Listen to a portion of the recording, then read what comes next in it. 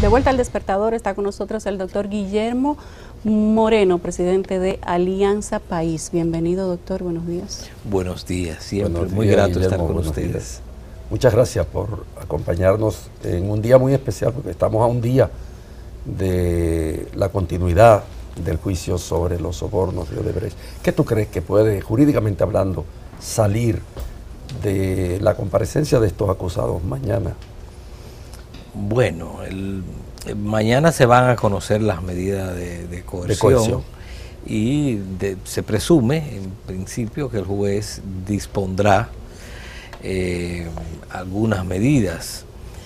La realidad es que se ha establecido un corredor desde el Palacio de Justicia al Palacio Nacional, porque hay una especie de rebelión en la granja que la encabeza Temístocles Montaz, porque Temístocles en su carta lo que está revelando es que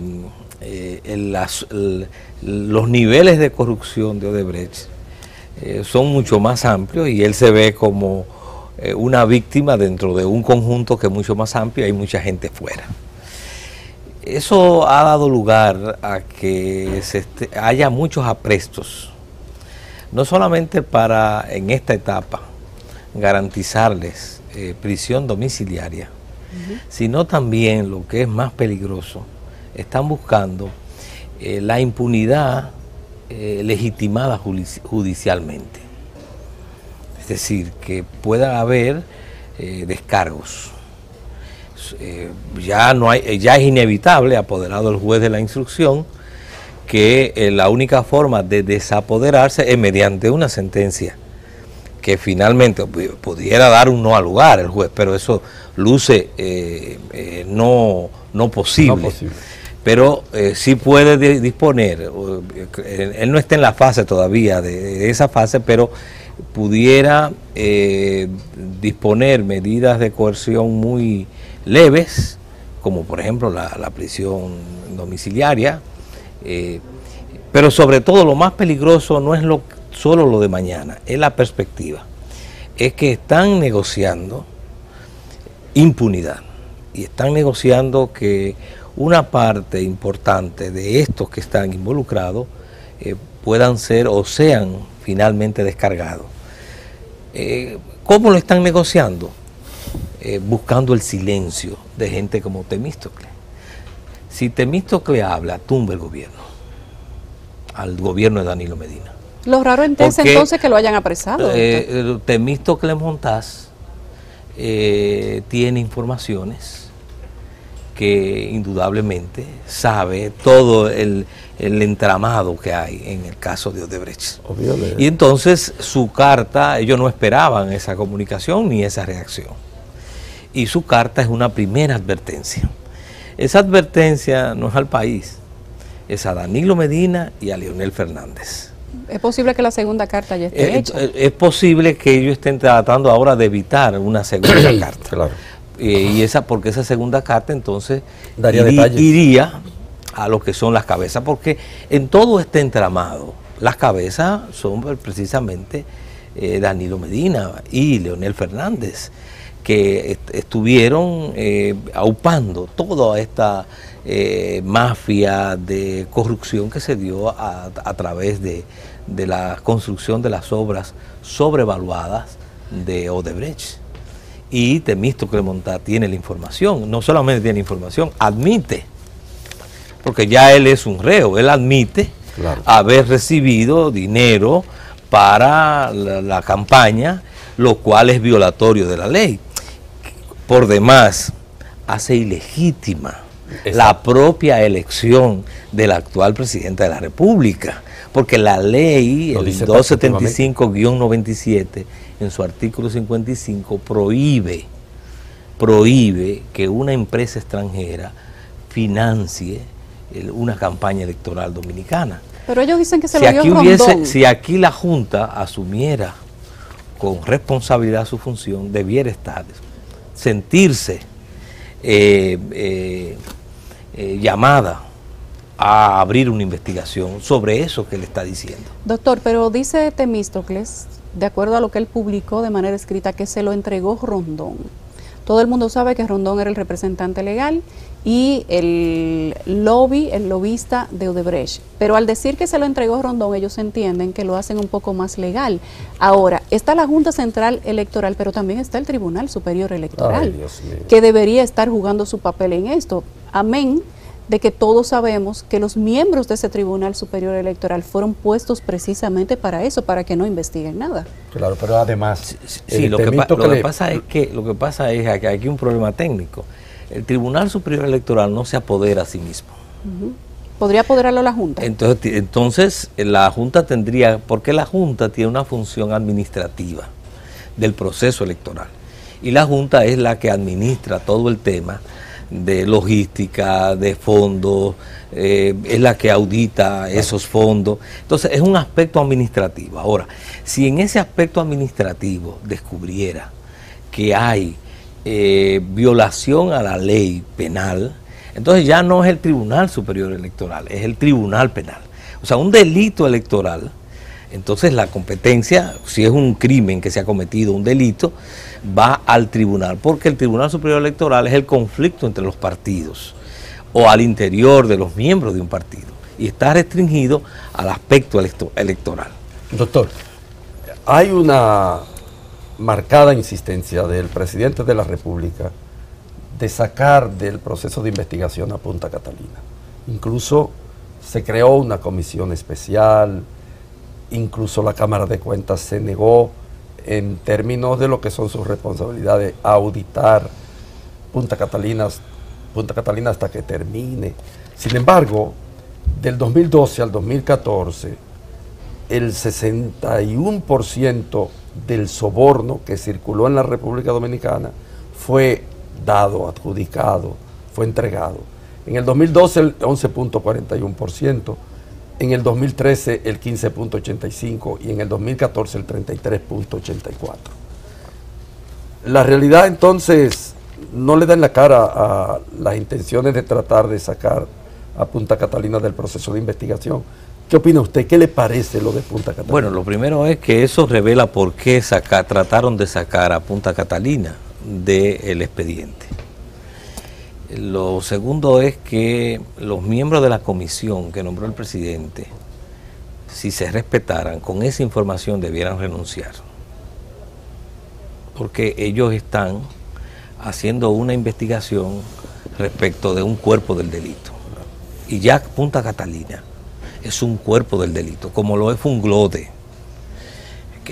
Cuando lo primero que hay que decirle a Leonel Fernández cuando escribe esas cosas es que él opera desde un cuerpo del delito, porque Funglode es un cuerpo del delito que alguna vez, y yo lo he reiterado, tendremos que recuperar, porque ese cuerpo del delito le fue robado al pueblo dominicano. Pues bien, Punta Catalina es un cuerpo del delito, como acaba de revelar los niveles de soborno en la licitación y en la sobrevaluación.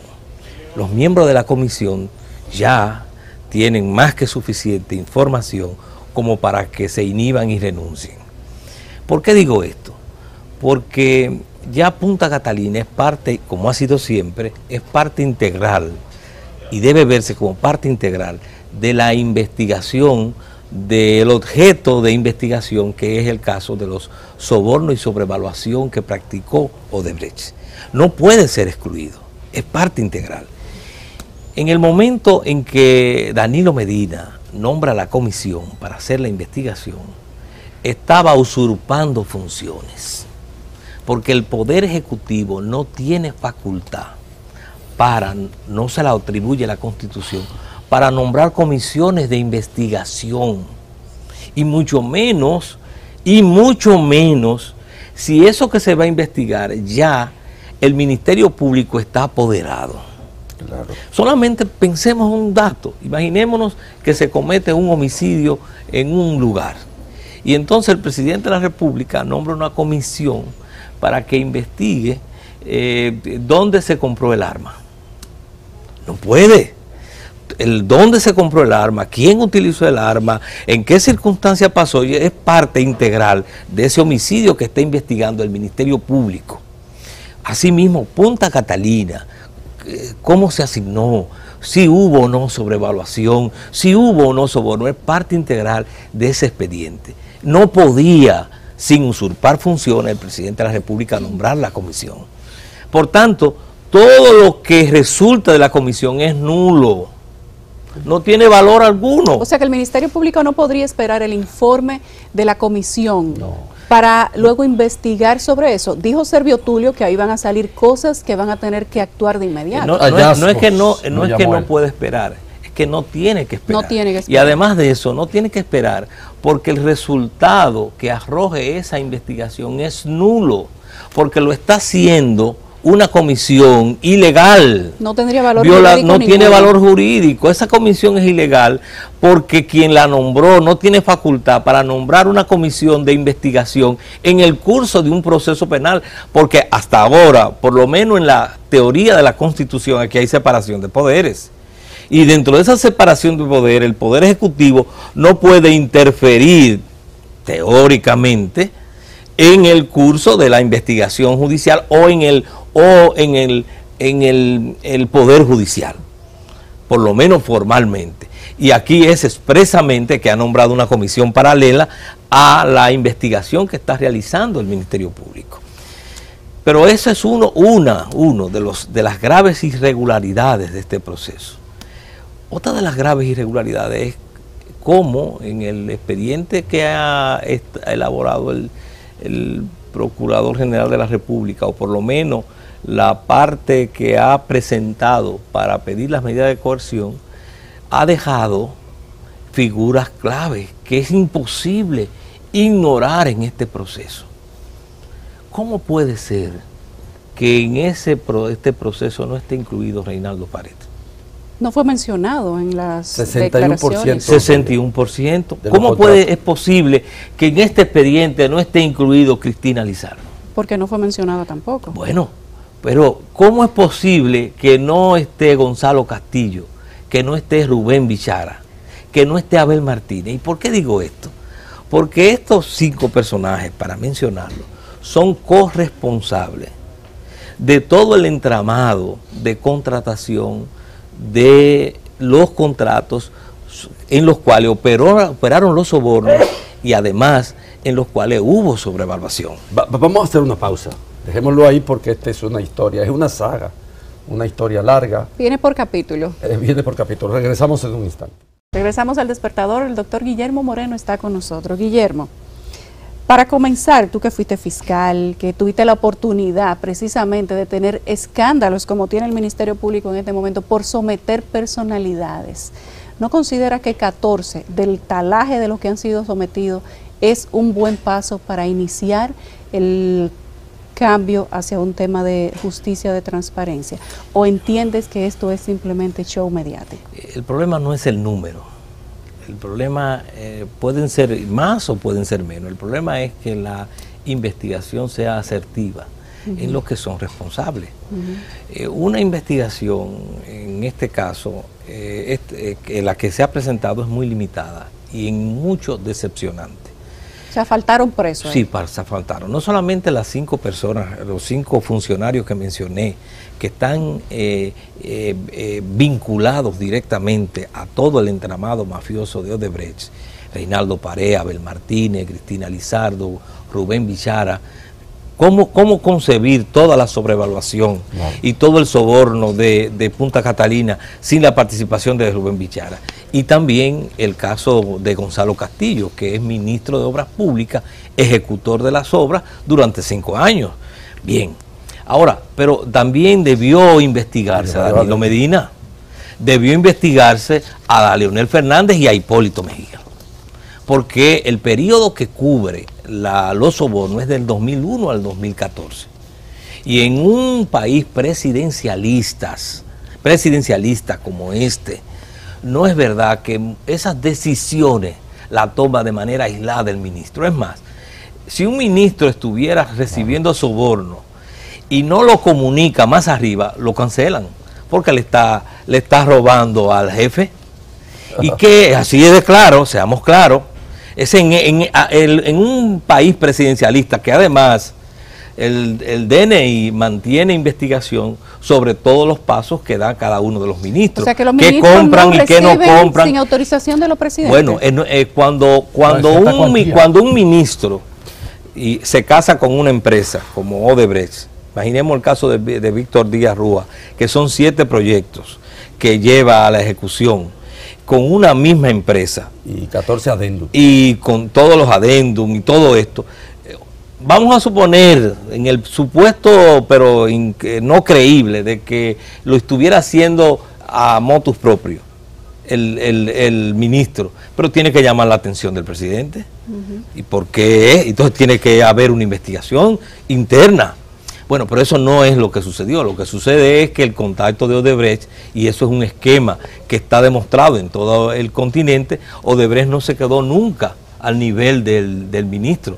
¿Cómo comienza Odebrecht siempre? Financiando las campañas, captando el número 1, captando al presidente. Es más, invertía en 2 y 3 candidatos que tenían posibilidades, sí, claro, porque era la manera de garantizar el favor del rey, del presidente. Una estrategia inteligente. Bien, y entonces luego el ministro era el que hacía la negociación concreta, y en este caso Rondón hacía la labor de lobby, que entonces implicaba y lo hacía operativo.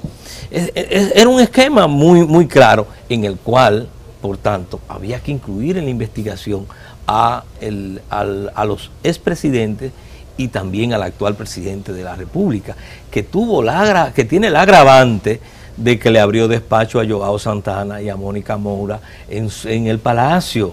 Y desde allí el Departamento de Operaciones Estructurales, que distribuía la financiación de campaña, que proveía de fondos, comenzó a operar en la República Dominicana precisamente por los niveles de complicidad y de vulnerabilidad en la República Dominicana. Entonces, no era seguro en Brasil y lo trasladan a la República Dominicana. Bueno, ¿cómo puede eso no ser objeto de la investigación? Claro. Entonces, lo grave de esta investigación no es el número, es que no ha incluido a todos los que están directamente implicados y ha puesto en alguna forma intermediarios. No ha puesto las cabezas, que son estos expresidentes, y además de esto, el actual presidente y los principales ministros del actual gobierno. Una de las cosas que se nota en la investigación es que excluyó todo el sector político del actual presidente de la República.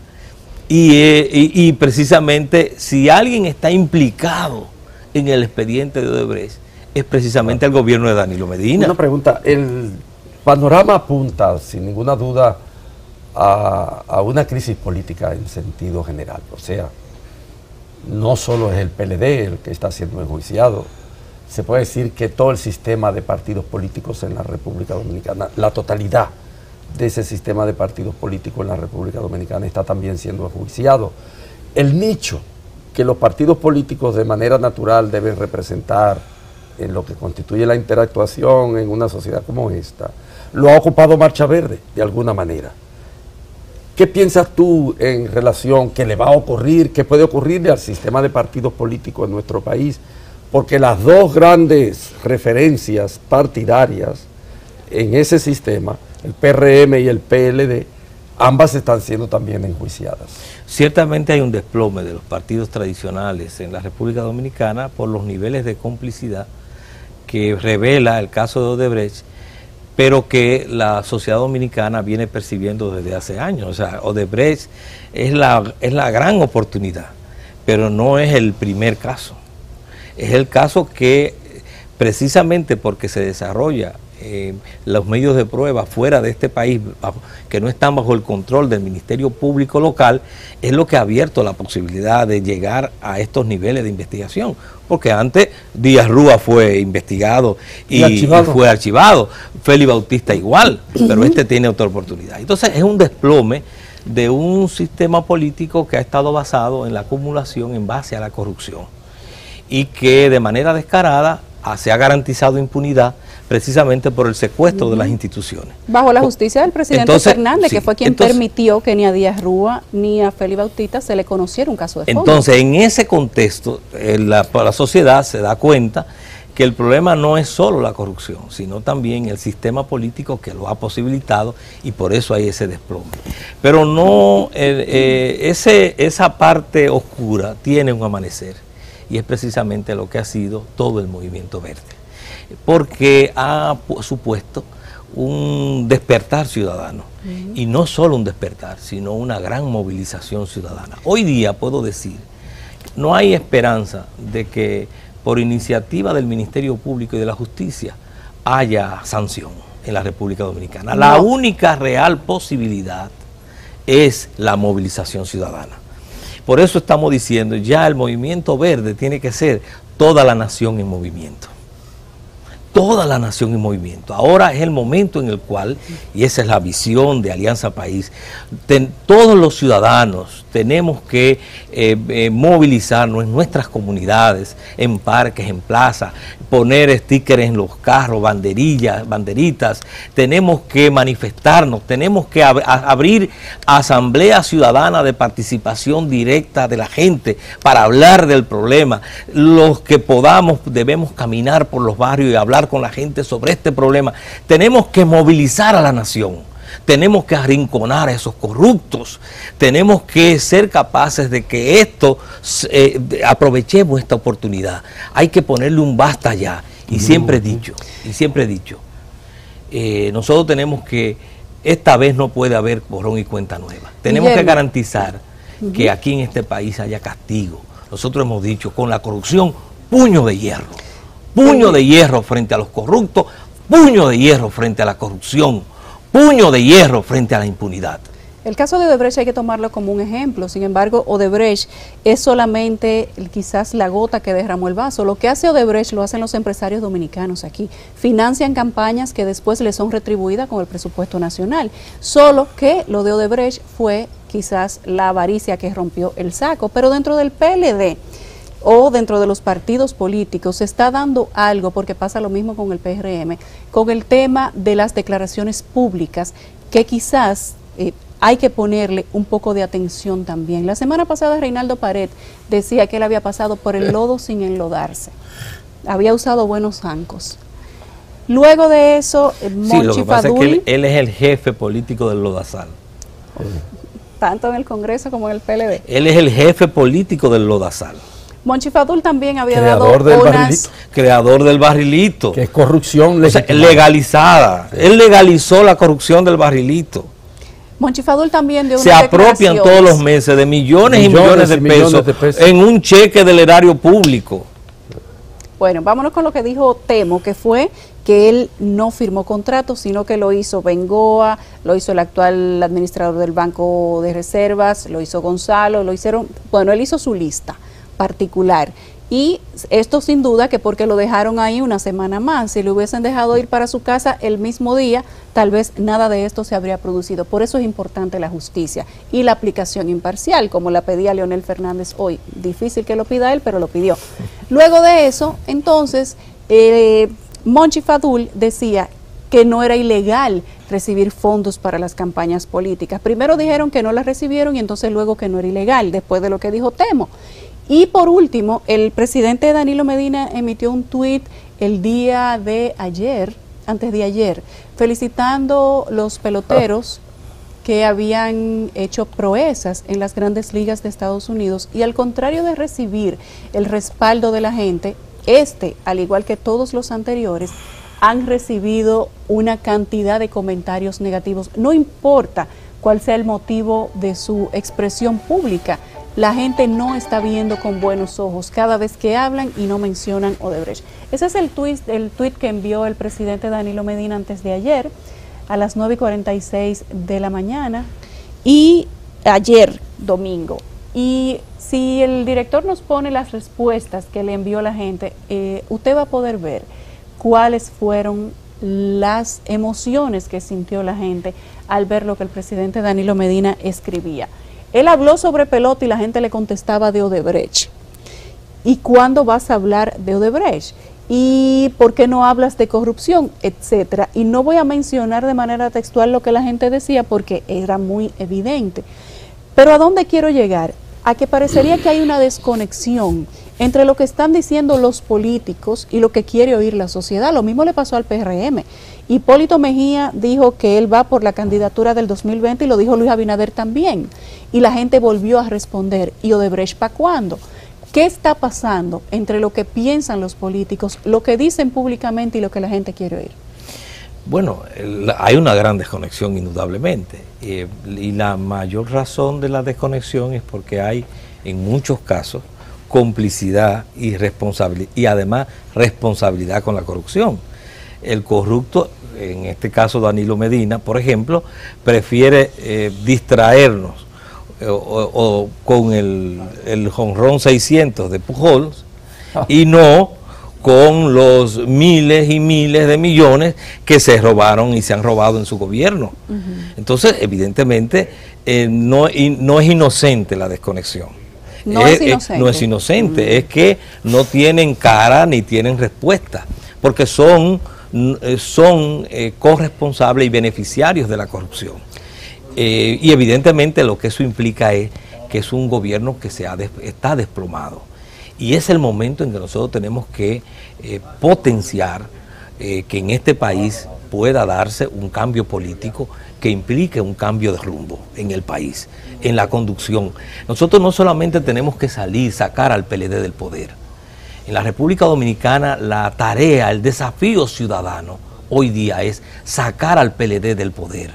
Ahora bien, tenemos que sacar al PLD del poder, pero para desmontar el sistema político que posibilitó que un partido como el PLD o como el PRD o como el Partido Reformista pudieran valerse del Estado para un proceso de acumulación y para apropiarse del patrimonio público. ¿Y tiene estructura la oposición para gobernar un país? En el caso de Alianza País, nosotros trabajamos para gobernar.